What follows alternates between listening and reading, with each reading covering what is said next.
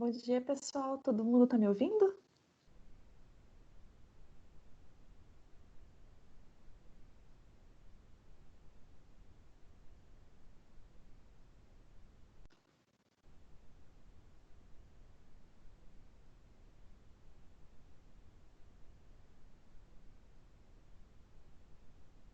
Alguém me responde?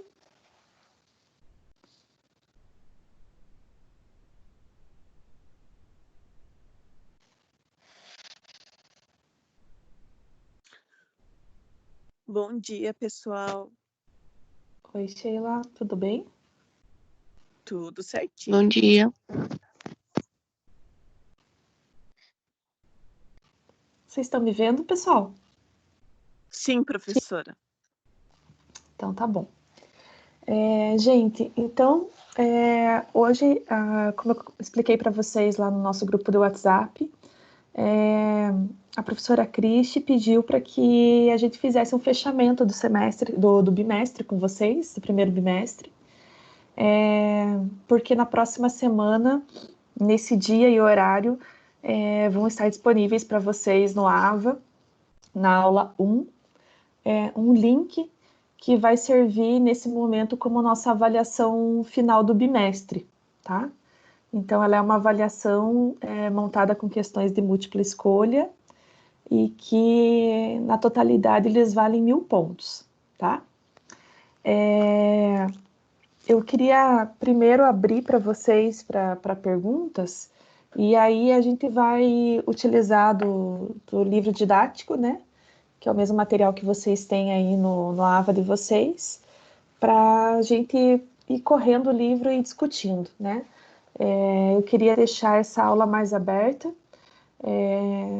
Todas as outras eu montei slides, né? Disponibilizei para vocês, mas hoje eu queria deixar um bate-papo mais fluido, assim, para ter certeza que vocês pegaram o fio da meada e deixar aberto mesmo para uma discussão.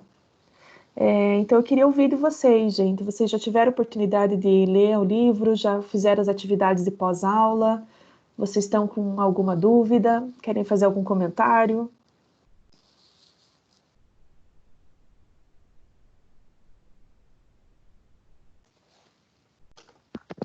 Professora, prova Oi. de metodologia vai ter como os exercícios de pós-aula?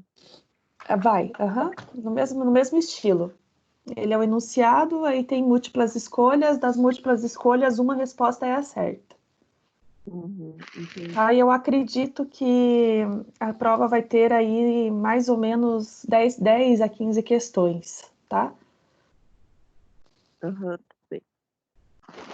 Vocês já fizeram a pós-aula? Deu para Eu, sentir? eu não fiz todas ainda, mas eu fiz algumas sim. Tá. Eu não achei complicado. São questões assim que é mais interpretativa e tudo mais. Não Perfeito, é é isso mesmo. complicado, sabe? Não. Se você acompanhar pelo livro e aí fazer as questões em seguida, você vê que fica mais fácil ainda, né? Alguém tem mais alguma pergunta para fazer, gente? Alguma dificuldade? O que vocês sentiram das normas da BNT, que foi a nossa última aula? Eu não entendi muito, na verdade, professor. O que você não entendeu, Angélica, para eu saber de onde que eu pego? A parte do fichamento lá para mim ficou bem difícil para fazer, tanto que o meu trabalho eu entreguei pela metade, a professora viu lá, né, eu acho, no e-mail, que eu não conseguiria fazer depois daqueles dias, eu tive que fazer na quinta-feira mesmo. Fiquei até quase 3 horas da madrugada fazendo. Mas eu quebrei tanta cabeça, meu Deus do céu, pesquisei tanto vídeo no YouTube sobre fichamento, resumo, e daí fiquei mais confusa ainda. Daí, meu Deus do céu, eu falei, se eu quiser vou fazer desse jeito. O fichamento, Angélica, ele serve porque, assim, quando a gente vai escrever um trabalho científico, uma das etapas do trabalho é a gente escrever a revisão bibliográfica, né? E a revisão bibliográfica é um texto que você, como autor, monta em cima de leituras que você fez de outras pessoas. E aí, uma forma de você escrever bem é ler muito. E normalmente quando a gente lê muitas coisas, você vai guardando as ideias dos autores, só que depois você não pode se apropriar dessas ideias e redigir um texto. Cada parágrafo que você escrever, você vai ter que citar naquele parágrafo de quem era quem é o autor e qual é o trabalho, né? E aí, então, assim, para que serve o fichamento? Para que no momento que você esteja fazendo a leitura daquele livro, daquele artigo, daquele paper, você vá redigindo numa ficha, né? Qual é a ideia ou qual é a citação específica daquele livro que você quer trazer para o teu trabalho. E ali você já coloca junto todas as informações do autor e da obra. Então, é uma informação que depois você vai usar na revisão bibliográfica e na referência bibliográfica também. Né? Então, assim, é uma relação que você faz do autor e da ideia. E aí, assim, a ideia é que quantas vezes você precise, quantos trabalhos você precise ler, que você faça o fichamento de cada um deles e vá armazenando essas informações, para que na hora que você for escrever o teu trabalho, você não tenha que pegar os livros todos de novo e ficar procurando as ideias todas novamente. Então, você aí só acessa a tua ficha e transcreve, né, a informação. Então, não era para ser difícil. Nossa, pra mim foi muito difícil, meu Deus. Ai, que pena. Você ficou claro agora? Ficou, mas é que, sabe, o mais que ficou em dúvida, na verdade, é porque eu tava vendo que tem o fichamento bibliográfico e tem o textual também, né? E daí eu fiquei É, em dúvida se era para fazer conforme, por exemplo, eu não conseguia achar artigo igual aqueles que a professora passou pra gente. Eu não consegui achar, eu pesquisei de toda forma. Aí eu achei só alguns livros que falam sobre isso. Daí eu fiz sobre um livro lá que eu achei, de um autor lá. perfeito. Então, só que eu não consegui achar. Daí isso que me deixou assim, paranoica, porque eu não consegui achar outros artigos iguais àqueles que a professora me mandou, sabe? Uhum. Daí como eu pesquisei um monte de coisa, meu Deus. Aí embaralhou muito a cabeça. Daí tarde da noite a gente não pensa direito mesmo. Fica cansada, é um momento de estresse, né? É, Se a gente tivesse em aula, a gente estaria fazendo juntos, né? Mas seria. realmente, remotamente, eu tenho que explicar o conceito, e aí, para vocês aprenderem, vocês têm que testar, né? É. E outra, Sim. e também eu preciso formatar o meu notebook, porque eu não tenho o pacote Office, sabe? Ele é o Windows 10, ele não tem o pacote Office. Daí eu baixei um alternativo lá. Daí Uhum. ele é diferente um pouco do Entendo. Word, ele não é igual ao Word. Daí pra mim também configurar ele, né, conforme as normas lá da BNT, pra mim foi bem trabalhoso. Nossa. As normas da BNT, no começo, ela amedronta muita gente, né? Mas depois que Hum. você começa a escrever já dentro das normas, isso já fica automático no cérebro da gente, né? Tem muitas pessoas que escrevem, entre aspas, do seu jeito, e aí depois vem fazendo a formatação do documento. Eu já sou diferente, eu prefiro ler as normas, saber o que que é o certo, e eu já vou escrevendo certo, né? Porque a minha forma de raciocínio, eu tenho que ter ordenamento, senão eu não sou produtiva. Então eu tenho que saber que aonde eu escrevi está pronto, né? Nem que depois eu Ah, tenha que voltar a revisar. Mas isso é diferente de pessoa para pessoa. Então eu já escrevo dentro das normas, né? As referências bibliográficas também.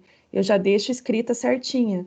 Depois vocês vão ver que se vocês forem procurando pela internet, existem alguns programas, alguns aplicativos que você coloca a informação da referência ali e ela monta para você, né? Na ordem correta, o que é letra maiúscula, o que é letra minúscula.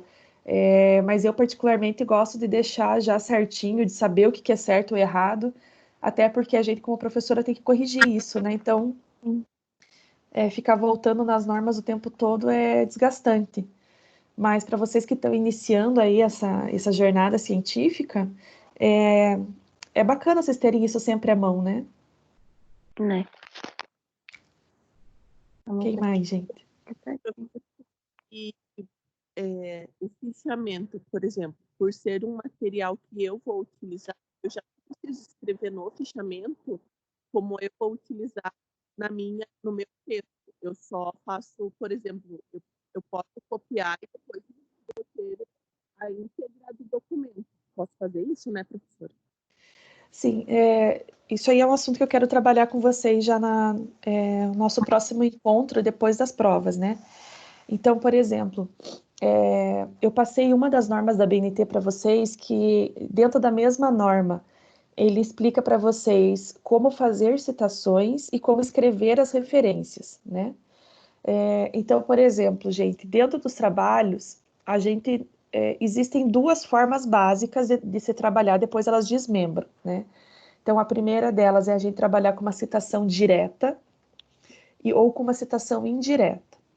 Na citação direta, é quando eu pego daquele trabalho, daquele livro, eu pego um trecho daquele livro que é essencial, que é uma definição, por exemplo, né? Ou no caso de vocês, eu vou pegar uma lei exatamente igual ela está escrita em algum dos códigos que vocês usam. E aí eu vou transcrever isso para o meu texto. Por que ela é uma citação direta? Porque, entre aspas, é um trecho que você copiou e colou. Você não mudou vocabulário nenhum, você não interpretou.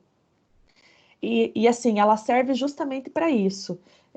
Como ela é conceitual, não cabe interpretação. Então, você pega aquele trecho e traz ele exatamente igual para o teu trabalho. Aí você vai ter que citar o nome do autor da obra, o ano e a página específica de onde você tirou a informação. Né? Então, assim, no teu fichamento, você tem que pensar assim, ó, o fichamento, ele tem que ser um facilitador para vocês.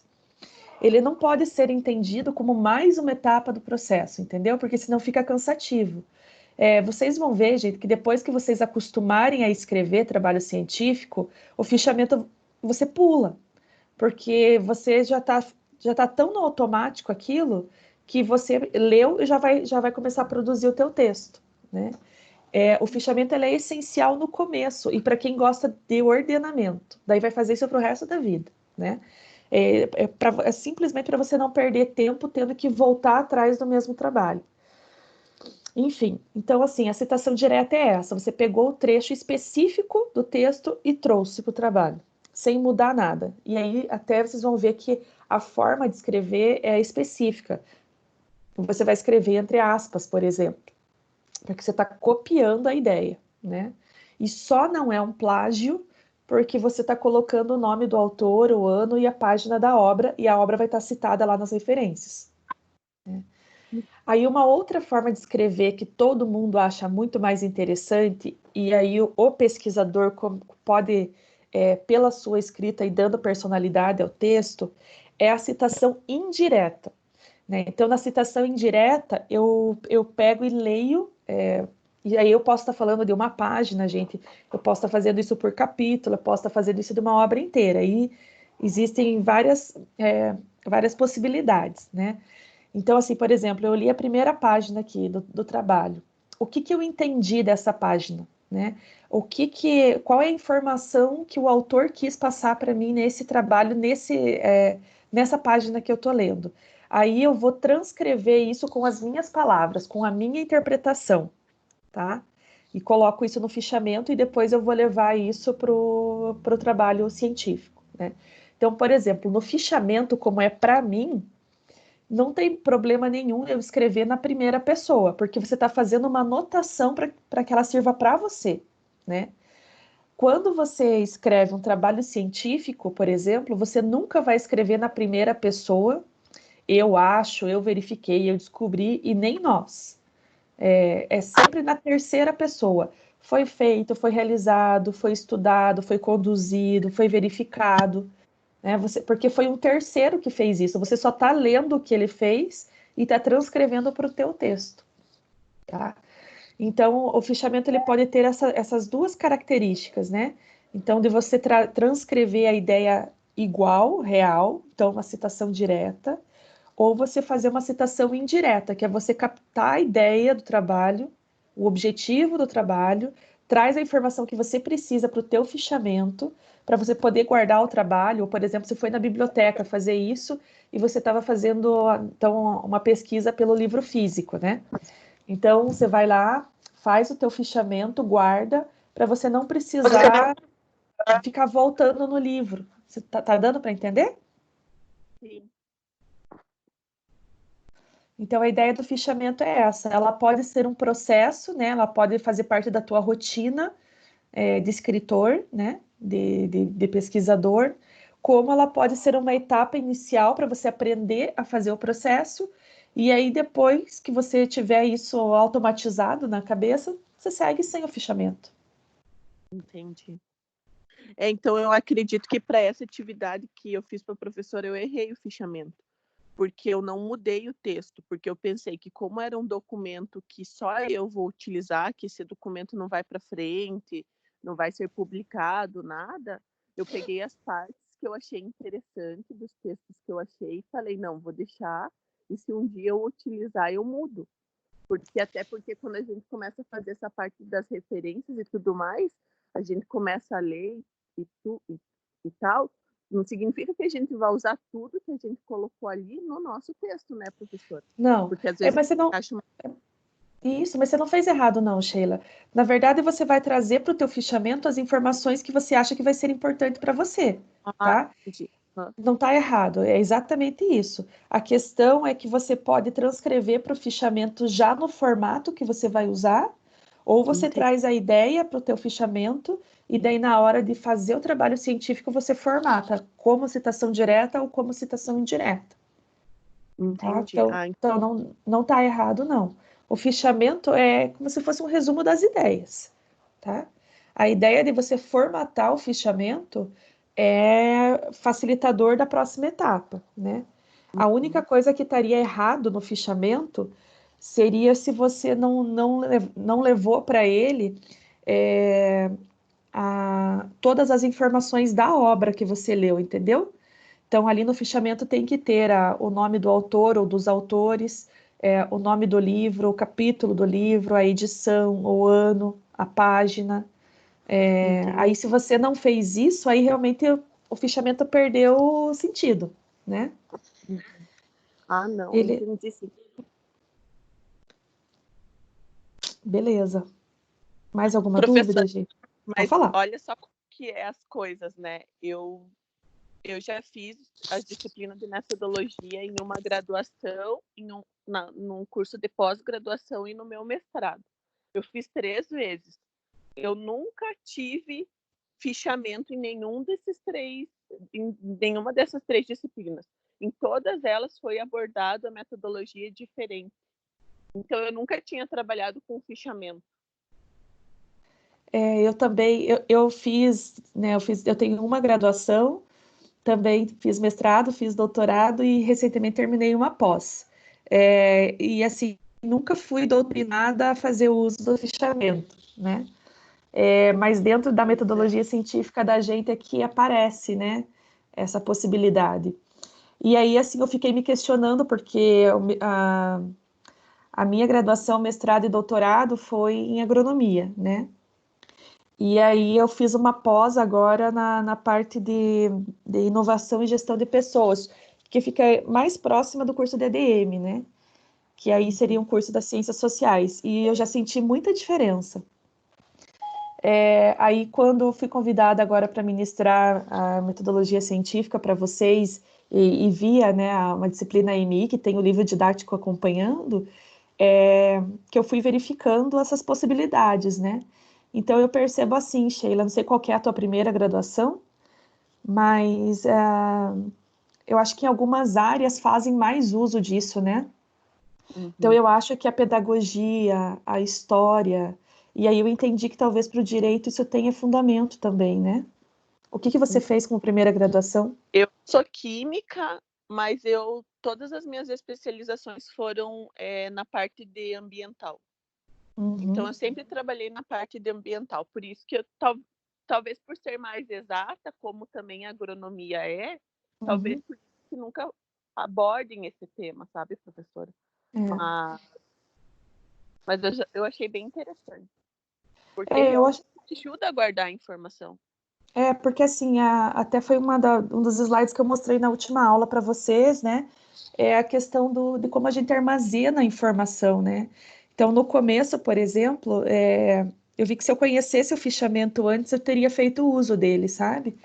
Porque quando você começa um trabalho, por exemplo, eu acho que isso se aplica muito mais para de TCC em diante, né? Quando você começa a escrever o trabalho de final de curso, daí vai para mestrado, enfim, isso acaba virando realmente uma rotina para a gente. Para trabalho de sala de aula, eu acho que ele fica um pouco meio limitado, assim, tipo, muito trabalhoso, né? Mas não quer dizer que a gente não deveria fazer. Mas, por exemplo, quando eu comecei a fazer o meu TCC, é aonde você começa a buscar informação de todos os subtemas que tem dentro do teu trabalho, né? Então, por exemplo, o meu trabalho de TCC foi com a cultura do trigo. Eu estudei alguns efeitos de fungicida, então, para controlar a doença, e eu queria ver o efeito fisiológico desse produto na planta. Então, eu tinha que trabalhar dentro desses 4 temas. Então, eu tinha que fazer desde pesquisa de produção de trigo, de produtividade, de safra, falar de todas as doenças que poderiam acontecer com o trigo, quais os fungicidas usados para ela, mecanismo de ação, enfim, e como que eu estudaria toda a fisiologia da planta, aonde que o fungicida afeta a fisiologia, né? Então, seriam pelo menos 4 tópicos diferentes. Aí, quando a gente começa a fazer pesquisa, na época que eu comecei a fazer o TCC, a internet era uma novidade e era discada, né? Então, eu só usava a internet de madrugada, porque era pulso único. Então, a gente começava a fazer pesquisa por palavras-chave no Google, e aí tudo que ia aparecendo com relação a isso, eu ia abrindo e salvando. Só que aí, assim, quando eu precisava usar a informação no trabalho, eu tinha que ficar voltando, né? Então, ou isso ficava numa pasta perdida no meu computador, eu tinha que ficar voltando da mesma forma. A única vantagem é que eu não tinha que entrar na internet de novo, né? Mas, assim, se eu tivesse fazendo um fichamento a cada artigo legal que eu tinha lido e gostado, e por isso eu salvei, eu teria economizado muito tempo na etapa de escrever o trabalho. Coisas que, quando eu fui fazendo o mestrado e depois o doutorado, sempre que eu abria um artigo que eu gostava, eu já transcrevia ele para o trabalho e já escrevia a citação lá nas referências, né? Porque eu sofri demais para escrever o TCC na graduação. Justamente por causa disso, de ter que ficar voltando para saber da onde que eu tinha tirado a informação que eu queria, né? E eu ainda sou uma pessoa que eu sou muito do físico. Eu trabalho com o digital, mas, por exemplo, artigos científicos, quando eu gosto, eu tenho que imprimir, passo uma caneta de grifa-texto nos tópicos principais do trabalho, que eu acho que vão interessar para o meu, e aí eu vou analisando ele e escrevendo, né? Então, se eu tivesse feito um fichamento virtual, eu não precisaria fazer tudo isso, né? E se eu conseguir fazer esse ordenamento em pastas, como eu fui explicando para vocês, né? Aí fica muito mais fácil. Se eu precisar voltar na informação, eu sei exatamente onde ela está. Então, realmente, é curioso que a gente faça metodologia e que o fichamento seja um processo subutilizado, né? É verdade. Como a professora falou, se eu tivesse essa parte de metodologia do fichamento no meu mestrado, ia me ajudar muito, porque o meu mestrado, eu fiz o mestrado em engenharia sanitária e ambiental. Então, eu fiz muita análise também, eu trabalhei com esgoto bruto e tudo mais, enfim. E fiz um tratamento para o esgoto. E, professora, era muita coisa que eu tinha que escrever por causa das análises e tudo mais. E eu tive que voltar muito artigo, assim, aonde que está aquele artigo que eu li agora, que eu não sei, que tem aquela informação que bate com esse meu resultado. Então, assim, eu me bati bastante, justamente porque eu não tinha esse ordenamento. Eu guardava, pasta e tudo mais, mas, assim, são muitos artigos, professor, e daí você vai lembrar. E no trabalho científico você não pode colocar a ideia solta, né? Você tem que referenciar de quem é a ideia. E aí, como eu falava para vocês, né, na minha graduação, eu terminei a graduação em 2004. A gente ainda era muito refém de livros da biblioteca e a UEPG fazia muitos anos que não atualizava a literatura, né, física. Quer dizer, os professores são muito produtivos, né, para artigos, mas isso não fica disponível para os alunos. Hoje fica mais fácil lá, né? Se você for lá Sim. na UEPG e fizer uma pesquisa lá, a parte virtual, a quantidade de sites que são pagos e que a universidade tem acesso é fantástico. Mas não era a realidade naquela época, né? E assim, como eram poucos livros, às vezes você ia na biblioteca, fazia a leitura, e aí, por não fazer o fichamento, você precisava voltar lá. Quando voltava, o livro estava emprestado, já tinha fila de espera, e aí você acabava perdendo a informação, né? Então, realmente, poderia ter sido, assim, um grande aliado na escrita, e eu desconhecia a ferramenta naquela época, né? E assim, evita, por exemplo, vocês vão ver, não sei se vocês tiveram oportunidade de já ir na biblioteca de vocês, eu ia levar vocês, né? Espero ainda conseguir esse semestre. Mas a biblioteca de vocês é recheada de livros, gente. Então, assim, é uma chance quase nula de vocês um dia precisarem de um livro e o livro não estar lá, porque tem muitos exemplares. E a biblioteca virtual da Croton também é maravilhosa. Mas assim, evita de você ter que ficar emprestando o livro no sentido de ficar levando esse peso para casa e voltando, né? Você pode fazer uso da biblioteca ou pode fazer uso da biblioteca virtual, faz o fichamento e tá tudo certo. Eu acho que vocês vão acabar usando bastante essa ferramenta. Professora, eu tenho mais uma dúvida com relação a resumo. Por exemplo, quando a gente vai escrever alguma lei, a gente tem que fazer em forma, tem que mudar o formato, tem que colocar aspas, alguma coisa, ou como que a gente coloca a lei no resumo? A gente pode fazer isso ou não? Tem que mudar? Não é recomendável, porque já que é muito pequeno. Olha, Sheila, na verdade, assim, ó, a gente tem que ver o tipo de resumo que vocês estão escrevendo, né? Então, por exemplo, o primeiro resumo que eu pedi para vocês foi aquele resumo para evento, lembra? Então, no resumo para evento, eu acho que não cabe você fazer transcrição, que é copiar e colar, né? Eu acho que você tem que deixar muito claro nesse tipo de resumo o que é o objetivo da tua fala, qual que é a metodologia que você usou e a conclusão da ideia, tá? Quando você vai fazer um resumo no sentido simples, por exemplo, um professor deu um trabalho científico, como eu dei para vocês, ou pediu para vocês lerem o capítulo de um livro e resumir, tá?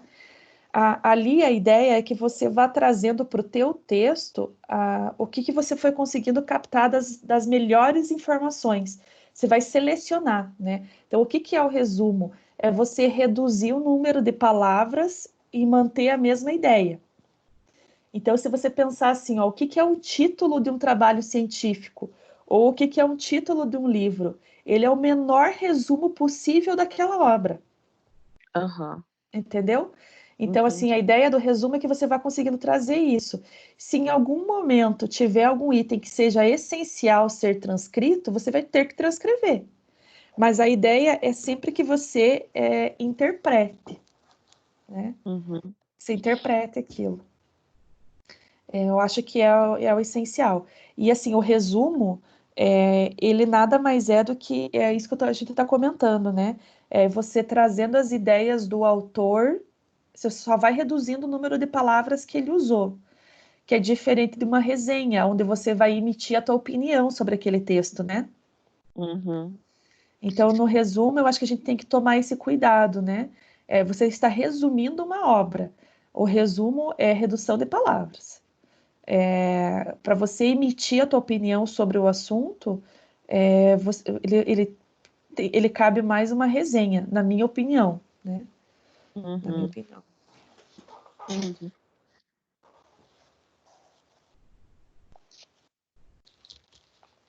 Quem mais, gente?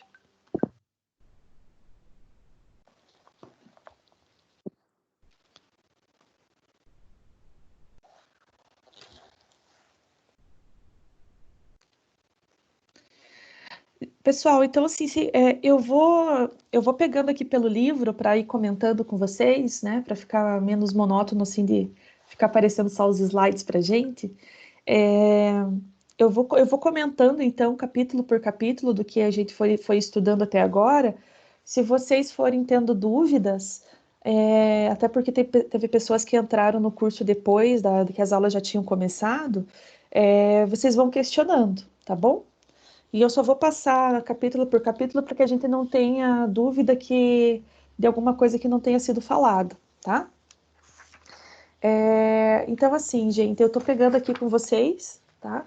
Então, como comentei, nesse momento a gente vai ser avaliado pela unidade 1 e pela unidade 2, tá? Que a gente encerrou na semana passada. Então, se a gente pegar pela unidade 1, seção 1, o título é Critérios da Cientificidade e Construção do Conhecimento, tá? Então, nesse momento, eu levei vocês a pensarem como que era o primórdio da história, como que a sociedade foi evoluindo e aonde que o conhecimento foi sendo empregado, né? Então, a gente comentou durante as nossas aulas, por exemplo, baseadas em toda essa unidade 1, do conhecimento passado de pais para filhos, né? Que entra como se fosse uma tradição de família, receitas de família que vão passando de avós para mães, de mães para filhas e filhas para netas, e até o momento em que isso foi sendo relatado de alguma forma, e aí acaba virando ciência, né? Então, se a gente pensar, eu não sei se vocês têm alguns filósofos que têm escrito ultimamente sobre a nossa geração, mais propriamente a geração de vocês, estarem usando os emojis nas comunicações, né? Então, hoje, a nossa principal fonte de comunicação basicamente é o WhatsApp, né? Então, tem muita gente que, alguns não têm Facebook, outros não têm Instagram, outros não têm outras mídias sociais, mas o WhatsApp, acho que todo mundo tem, né? E se a gente acompanhar a comunicação via WhatsApp, ela acaba sendo com as palavras muito abreviadas, né? Então, tipo, você, a gente já não escreve mais você, a gente escreve VC, né? Então, coisas do gênero. Então, isso tem judiado um pouco do nosso português, né? E a quantidade de emojis ou figurinhas e GIFs que a gente usa para se comunicar, que elas representam o que a gente escreveria com uma frase, né?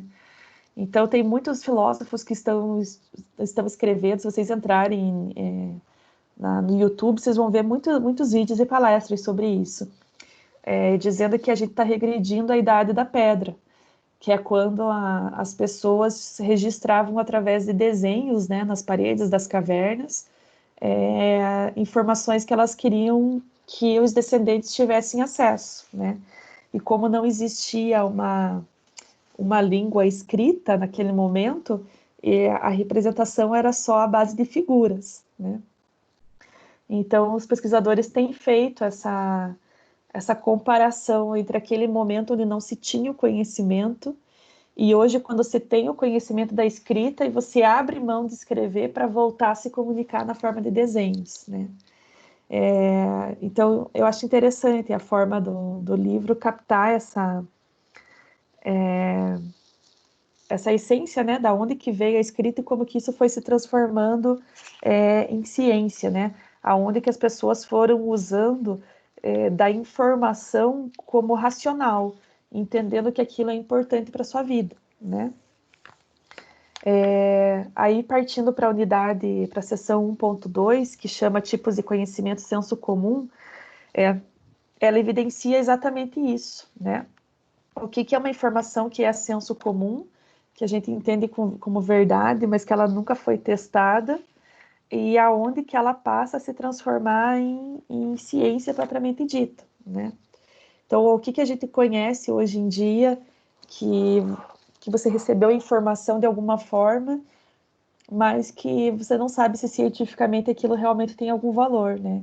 Então, a gente comentou sobre tradições, sobre simpatias, sobre superstições, sobre receitas, né?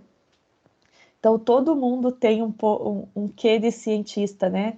Se você perguntar o que é bom para febre, o que é bom para enxaqueca, o que é bom para o cabelo crescer mais rápido, quer dizer, todo mundo tem uma receita casa infalível para aquela situação, né?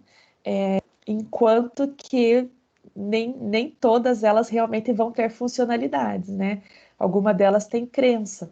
Então, eu não sei se vocês já ouviram falar, por exemplo, da questão que algumas pessoas acham que você toma leite com manga, a pessoa morre. Vocês já ouviram falar disso?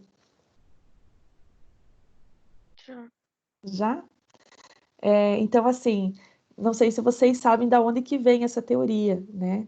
Ela vem da época da escravatura aqui no Brasil, aonde nas fazendas existiam vacas leiteiras e também produção de mangas, né? Então tinha um mangueiral e os donos da propriedade, né?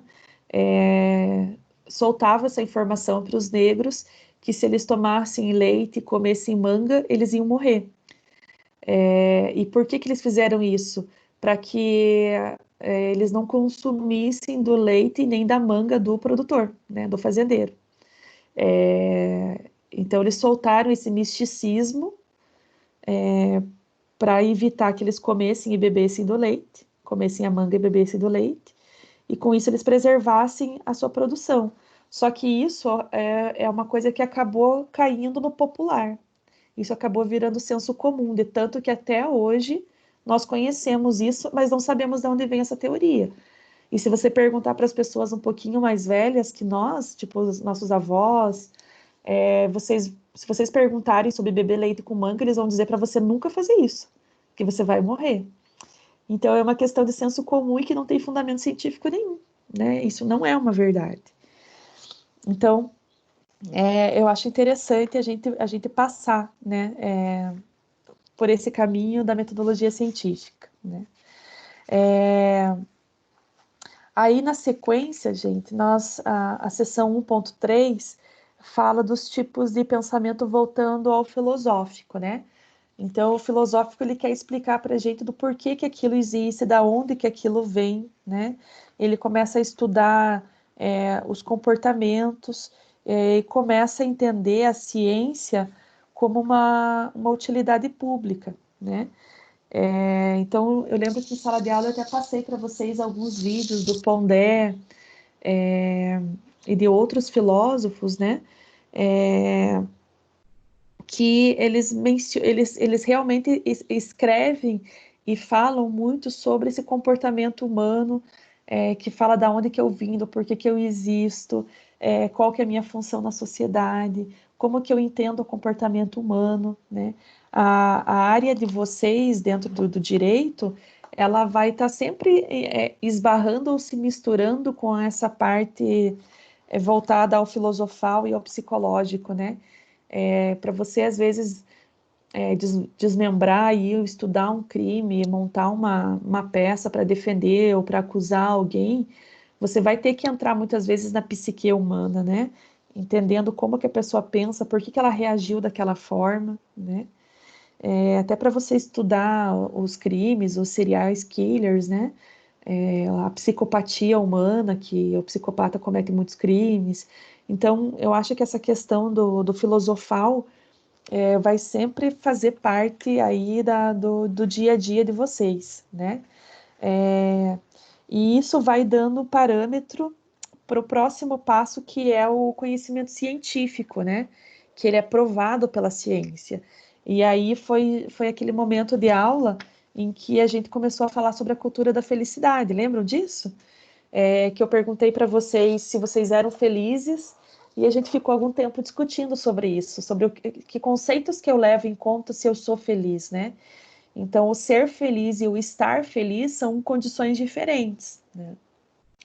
Então, se a gente pensar hoje, está todo mundo recluso em casa, né?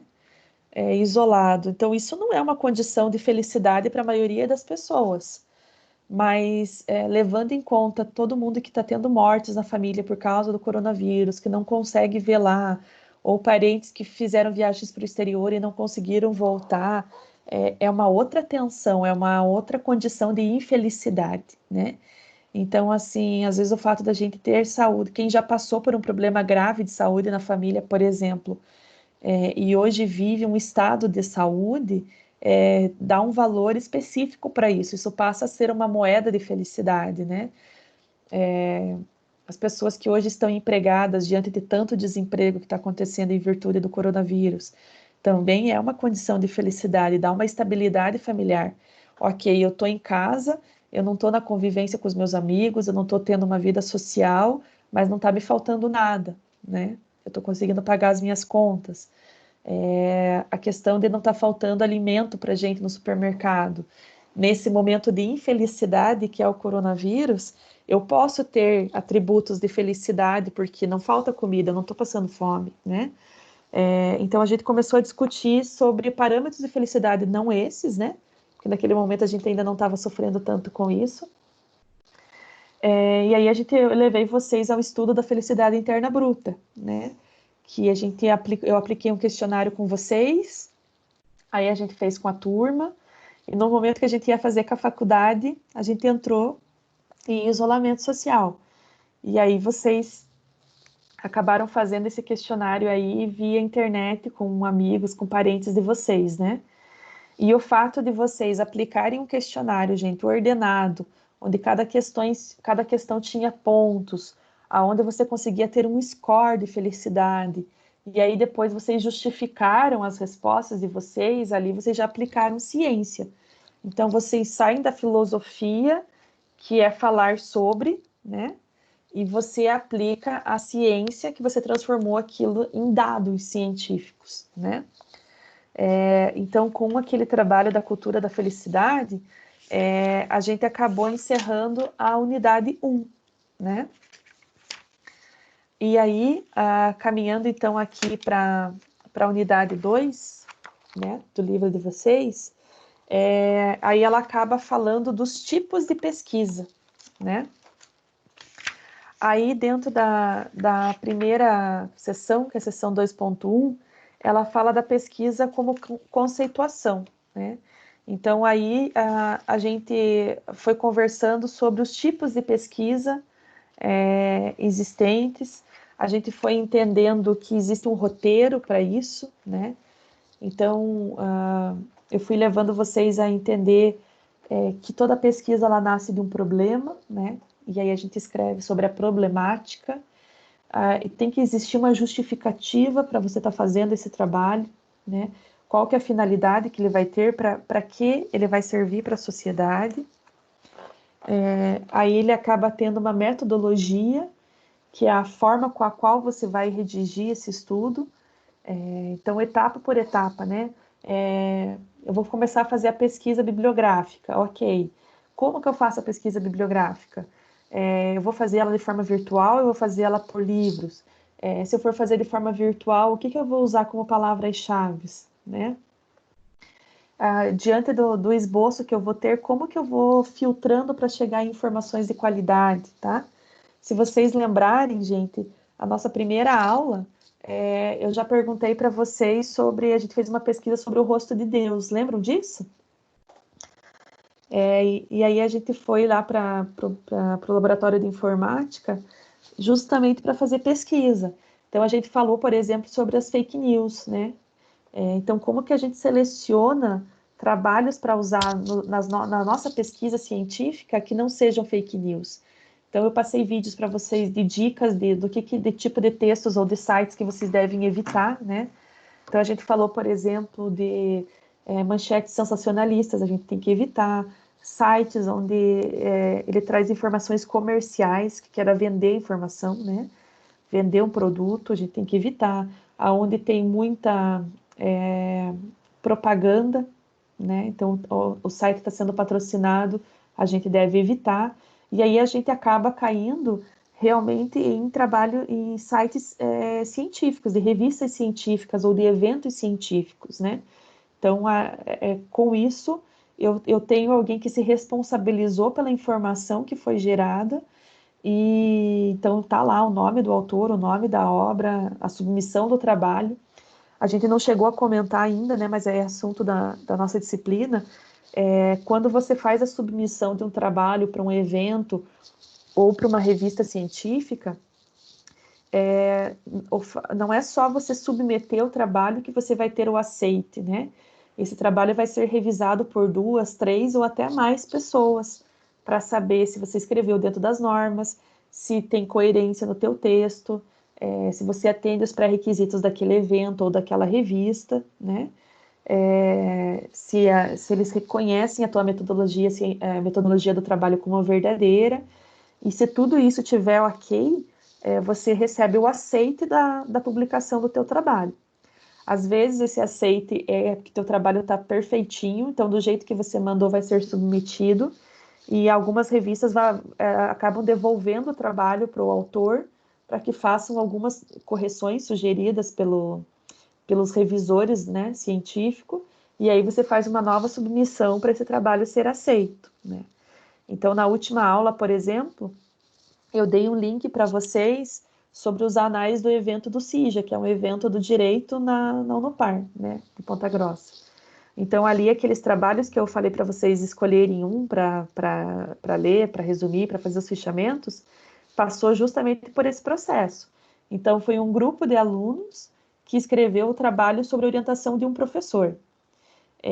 Então, esse professor é responsável em dirigir o pensamento desses estudantes e de fazer uma revisão desse trabalho antes de submeter ele ao evento. Quando submetido ao evento, existe uma comissão que faz a leitura desse material. E aí, cada um deles vai fazer essas verificações que eu citei para vocês. Sendo feita essa verificação, o trabalho ou é aceito ou as 3 possibilidades. É aceito de forma integral, como ele está. Ele pode ser aceito, mas com correções. E a terceira situação é que ele foge do script e não cabe correção, então ele é reprovado, né? Então, por exemplo, eu convidei vocês para participar de um evento que está acontecendo entre ontem, hoje e amanhã, né, que é o Covid. E a gente fez a submissão de trabalhos. Então, tudo isso que eu estou narrando para vocês aconteceu. Então, veja, gente, nesses dias a gente recebeu 60 trabalhos que foram submetidos. Desses 60 trabalhos, se eu não estiver enganada, 24 ou 25 deles foram reprovados. Porque fugiam do escopo do evento, a linguagem não era apropriada, fazia citações onde não devia, quer dizer, dentro de tudo que a gente está escrevendo agora, que é a metodologia científica, a pessoa não abordou ou abordou de uma maneira equivocada. Então, o trabalho foi rejeitado. Então, assim, isso pode acontecer para anais de evento, como eu estou citando esse exemplo para vocês, como pode ser para um trabalho ou para uma revista científica, né?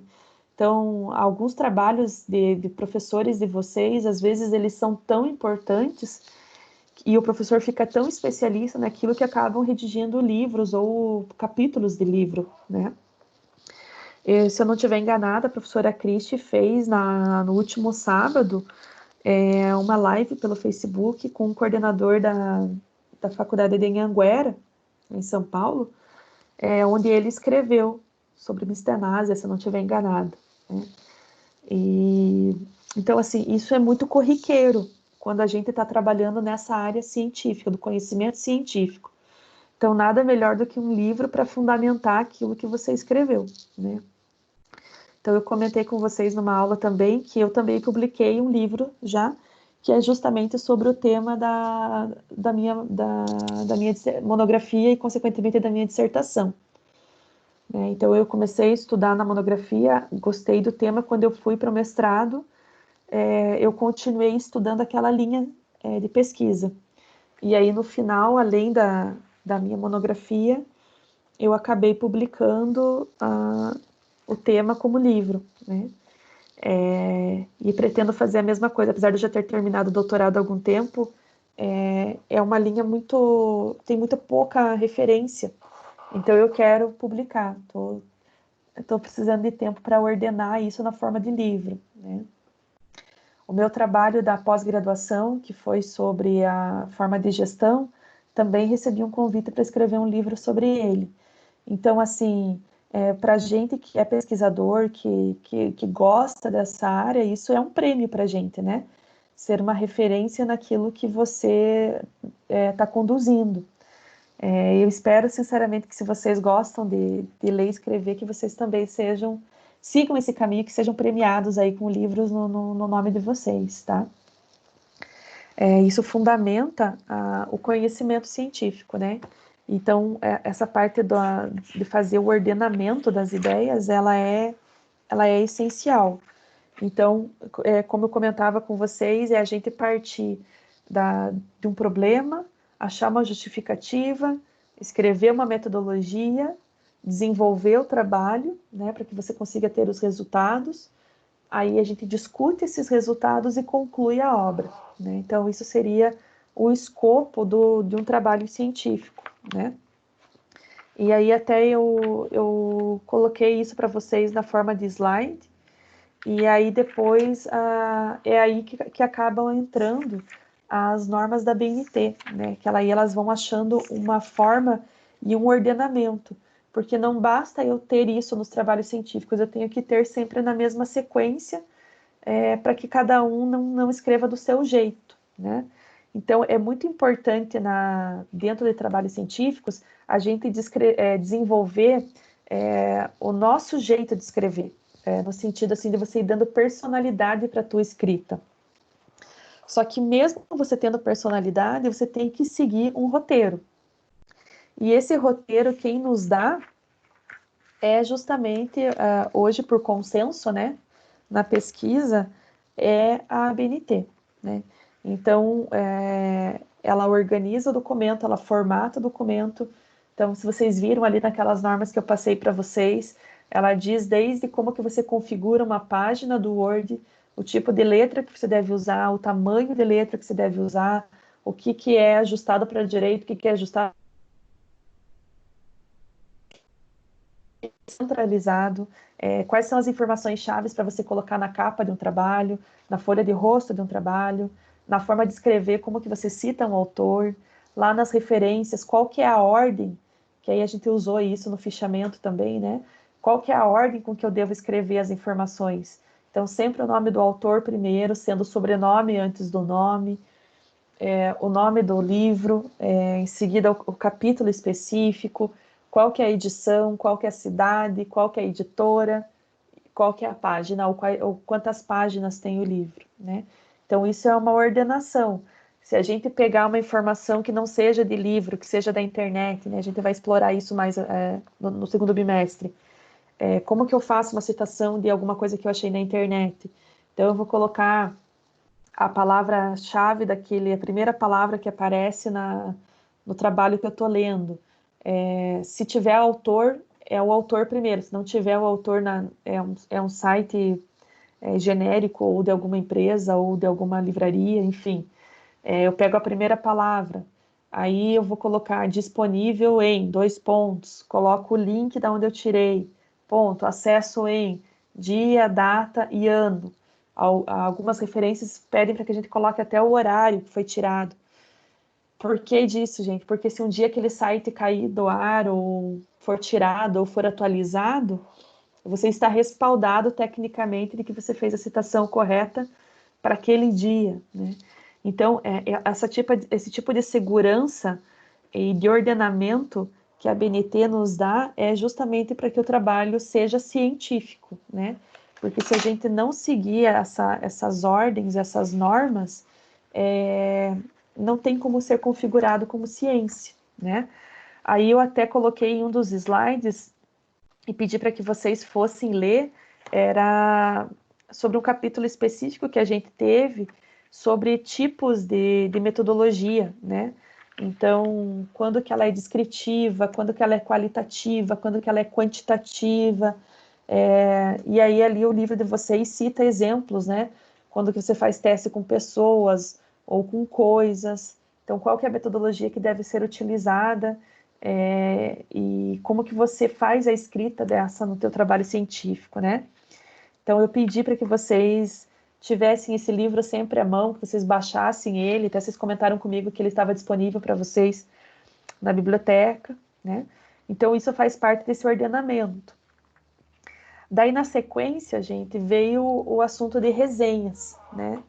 E aí o livro didático de vocês fala muito da resenha voltada a obras, livros, né? E aí eu lembro que eu comentei com vocês do porquê disso. mas pedi para que a gente fizesse uma resenha de um filme, né, ou de uma série, que até a minha sugestão para vocês tinha sido O Poço, né? Então, que quando a gente escreve uma resenha, é um texto onde você vai dar a tua opinião, né? Então, é uma das poucas situações na metodologia em que você escreve na primeira pessoa, em que você se posiciona com relação ao texto. E ali o que vocês tinham que deixar claro para mim era sobre o enredo do livro, né? Sobre o tema, sobre que problema que ele tratava, falar um pouco sobre os personagens, né? Sobre o autor, né? Da onde que ele tirou isso. E aí, no final, você tinha que deixar enfatizado para mim se você recomenda que as outras pessoas assistam o filme ou a série, ou o livro, né? Se você recomenda ou não e por quê, né? Então, isso é uma resenha. Ele é um texto que ele não quer resumir uma obra, ele não é um spoiler, né? Mas ele é um texto técnico sobre aquilo que foi lido, né? Então, no caso do post que eu tinha comentado com vocês, eu vi que a maioria não assistiu, né? Vocês escolheram outras obras, isso não tem problema nenhum. Mas o porquê de eu ter escolhido o Poço? Porque eu acho que estava muito dentro das áreas que vocês estudam dentro do direito, né? Então, ali, de alguma forma, ele era um sistema prisional verticalizado, né? Onde, vamos dizer assim, as celas eram divididas, então existia aí uma comunicação, um diálogo sempre entre dois personagens diferentes, cada um com uma característica e estando ali por motivos diferentes. Cada um deles carregava um objeto, né? E aí tem uma justificativa do porquê que era aquele objeto. Então, assim, dentro da resenha, essas questões são muito mais importantes do que o final do filme, né? Então, o porquê do objetivo de falar isso, por que falar dessa diferença entre a sociedade em escalas, né? Onde as escalas mais altas comem melhor no sistema prisional deles ali, eles mostram, né? Uma mesa farta que vai andando de andar para andar, só que ao ponto da forma que as pessoas do topo usam daquela alimentação, quando chega nas últimas, elas são restos, às vezes até regurgitados, né? Então, por isso que o filme é tão forte, né? Eu falava isso para vocês. Então, qual que é o sentido que isso tem, né? Então, para uma resenha, falar sobre a mensagem, a problemática que aquele tema está abordando, é muito mais importante do que você contar o final do filme, né? E aí você emitir a tua opinião com relação a assista ou não assista, ela passa muito para o leitor qual que é a tua posição, o que você pensa sobre aquilo, né? Como que você teve o entendimento. Então, as resenhas, elas têm esse caráter muito, muito sério. É a tua posição sobre aquilo, né? E aí, depois, a gente foi convidado a falar sobre os resumos, né? As formas de fazer resumo. E aí, é lógico que, dependendo do objetivo da obra, gente, vai existir formas e formas de eu escrever um resumo, né? Então, eu falei para vocês, por exemplo, do resumo para um trabalho científico, ele acontece de uma forma.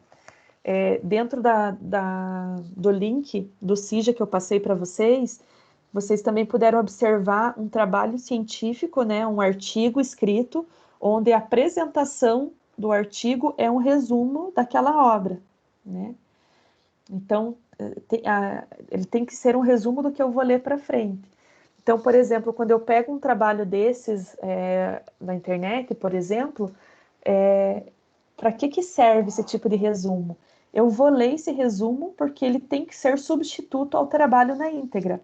Eu só vou ler integralmente aquele trabalho se o resumo for convidativo para que eu faça isso.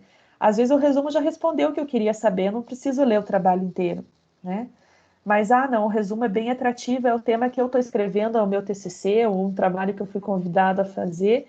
Então, eu quero ler na íntegra para saber quais foram os autores que esse cara que escreveu usou, como que ele ordenou as ideias, o que ele comparou, né?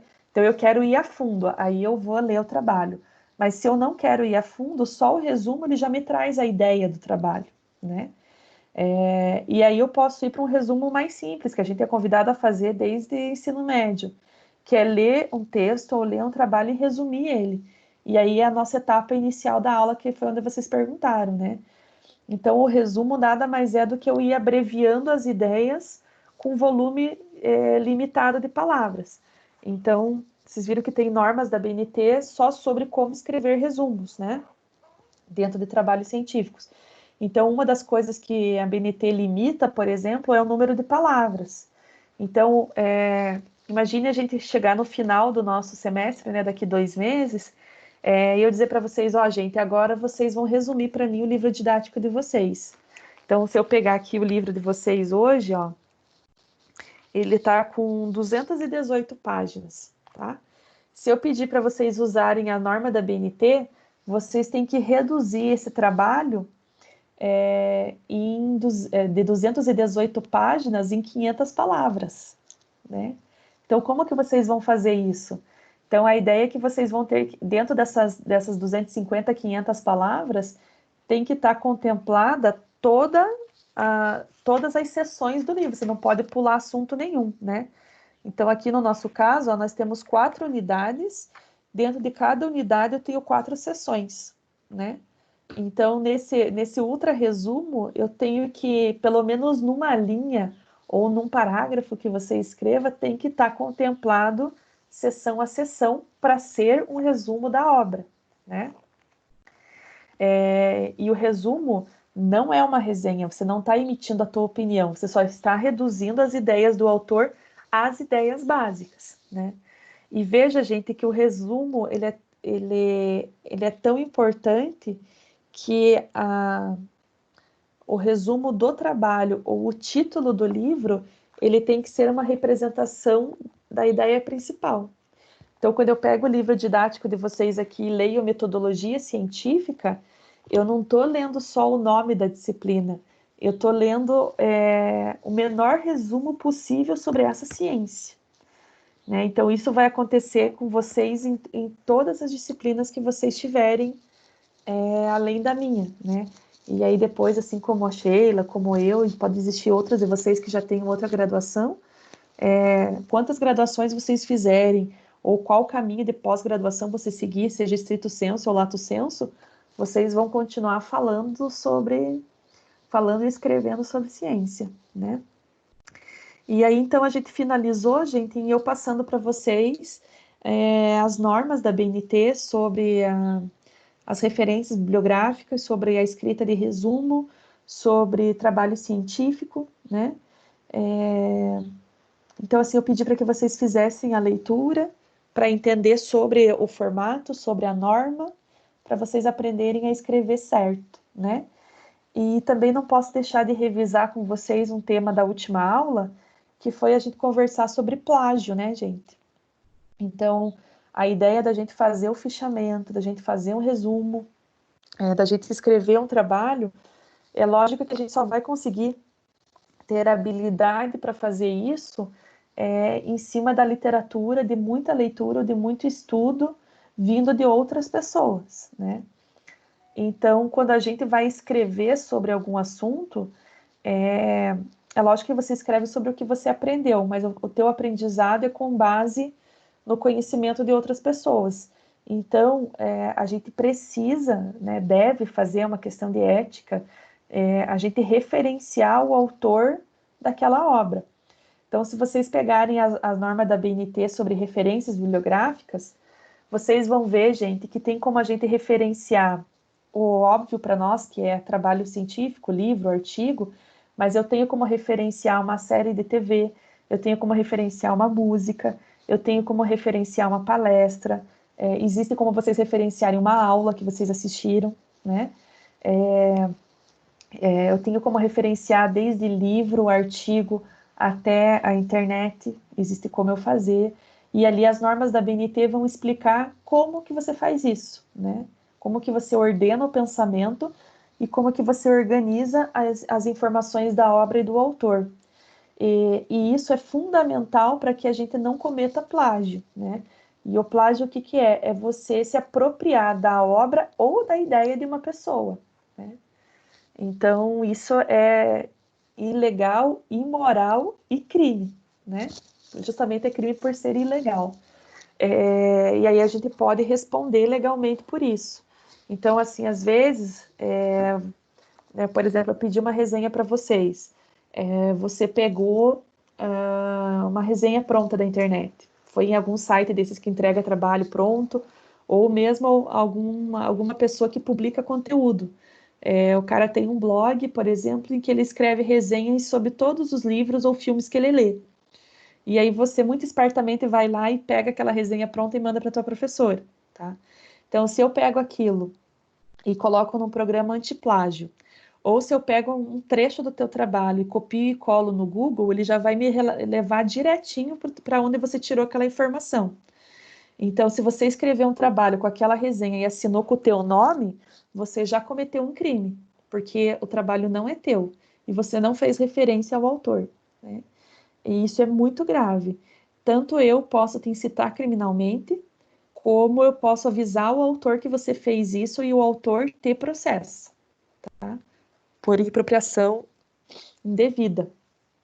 Se vocês verificarem, gente, em todos os livros, junto com a ficha catalográfica, vem um texto protegendo o autor, tá? Eu vou ler o que está aqui no livro de vocês, por exemplo, ó. Todos os direitos reservados. Nenhuma parte dessa publicação poderá ser reproduzida ou transmitida de qualquer modo ou por qualquer outro meio, eletrônico ou mecânico, incluindo fotocópia, gravação ou qualquer outro tipo de sistema de armazenamento e transmissão de informação sem prévia autorização por escrito da editora ou distribuidora educacional, tá? Então, assim, se eu tenho a liberação do autor, eu vou ter isso na forma de um documento, né? Então, aí, ok, eu reproduzi, se alguém alegar qualquer coisa, eu tenho aquele documento me protegendo. Salvo essa situação, toda vez que eu precisar citar uma obra, eu tenho que colocar um texto fonte dizendo da onde é essa informação, né? Então, hoje, quantas vezes a gente entra na internet, por exemplo, pega uma imagem e traz para um trabalho da gente? Então, o ideal sempre é que você coloque a fonte no trabalho ou lá no final você faça uma relação figura 1, figura 2, figura 3 e da onde que você tirou, né? Então, dentro de um trabalho científico, gente, eu tenho que referenciar a obra, né? Ou eu tenho que adquirir, né? Então, por exemplo, existem sites de imagens, tipo Stake Fotos, entre outros. Então, às vezes eu quero uma imagem para o meu trabalho. Eu estou fazendo, por exemplo, eu estou virando uma YouTuber. E eu quero usar uma imagem bonita que represente o que eu estou falando. Eu vou lá num site de imagens e busco a imagem. Quando eu buscar essa imagem, se ela tiver gratuita e sem direitos autorais, ok eu usar. Se ela tiver gratuita, mas tiver direitos autorais, eu tenho que citar o autor. Eu posso usar a imagem gratuitamente, mas eu tenho que citar o autor. Mas se eu tiver num site que vende imagens, eu vou ter que comprar essa imagem. Se eu comprar a imagem é minha. Eu vou usar ela como eu quiser, tá? Mas se eu não comprar a imagem, eu vou precisar citar o autor de alguma forma, tá? Então, eu estou tentando demonstrar para vocês situações em que a gente pode acabar cometendo plágio, muitas vezes, entre aspas, sem querer ou sem uma intenção má, mas ela é uma situação real, né? E a gente pode responder criminalmente por isso. Então, vale aí um sinal de alerta, de novo, né, nessa nossa revisão sobre essa condição. Então, vocês vão escrever muito, gente. A profissão que vocês estão escolhendo, ela demanda de muita leitura, vocês vão escrever muito, vão produzir muito trabalho. Então, é bem importante que vocês tenham essa noção, tanto de como referenciar corretamente o autor, como da importância de referenciar para que vocês não cometam plágio. Desculpa se eu falei demais, né? Eu queria ouvir um pouquinho de vocês, se tudo isso ficou claro, se vocês têm mais alguma dúvida, se vocês querem conversar, argumentar.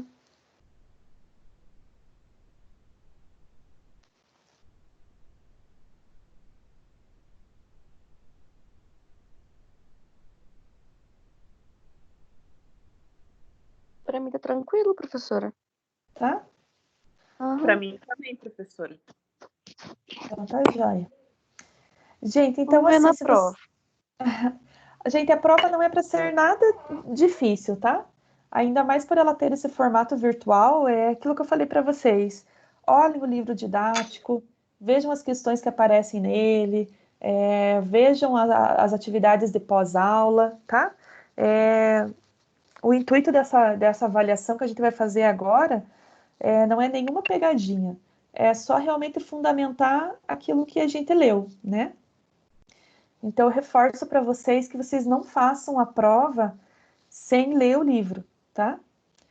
Tanto para ser uma forma assim, de fixação também, até para a gente dar prosseguimento na outra semana, né? Porque assim, o nosso conteúdo no segundo bimestre, ele não é novo, ele é dependente de tudo que a gente construiu até agora.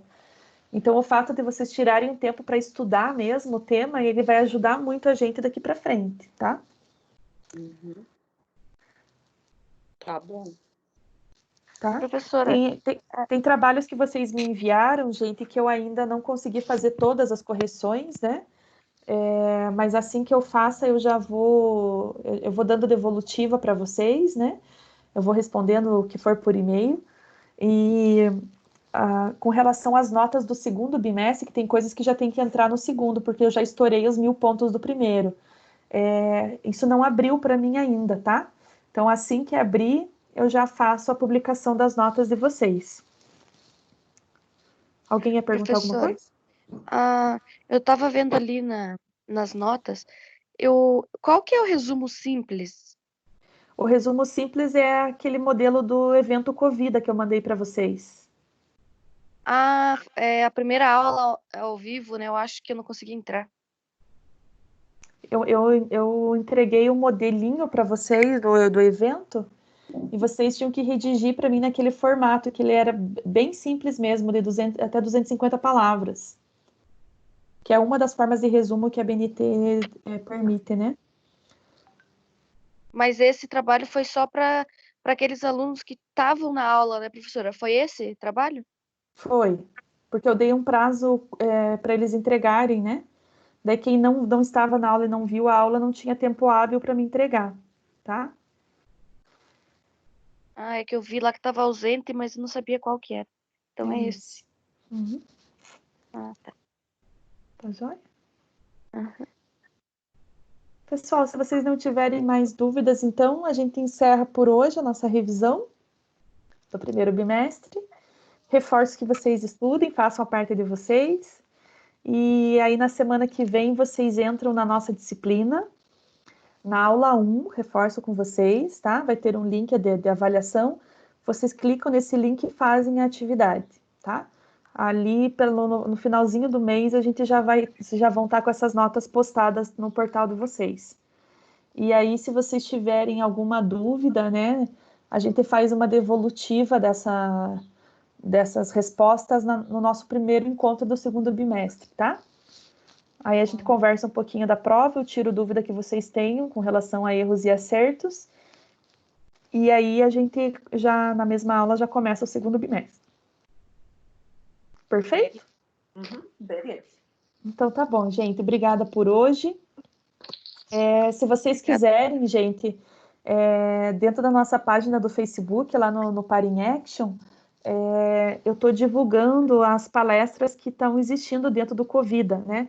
Tem um de vocês que está participando comigo que inscreveu o trabalho, eu fiquei bem feliz, obrigada, de ter inscrito o trabalho, o resumo simples, né? Mas as palestras têm muita coisa legal, eu estou divulgando lá. E hoje à noite eu vou divulgar a palestra de um ex-professor da nossa faculdade, que agora ele é professor da UEPG, professor Vitor Fogaça. E ele montou uma apresentação com base no impacto do coronavírus na área trabalhista, com relação a todos esses contratos de trabalho. E ele é mega competente, eu acho que vocês vão amar ele. Então, a partir de hoje à noite, eu solto o link lá no Par in Action, e aí, se vocês quiserem, vocês podem assistir a palestra dele gratuitamente. Tá bom? Tá bom. Bom, Então tá jóia, gente. Obrigada por hoje. Eu vou encerrar aqui, tá? Então essa aula foi gravada.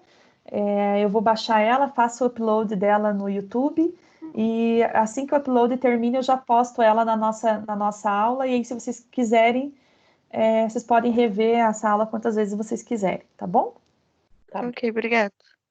Então tá jóia. Bom dia, pessoal. Bom dia, tchau, professora. Tchau, Tchau. pessoal.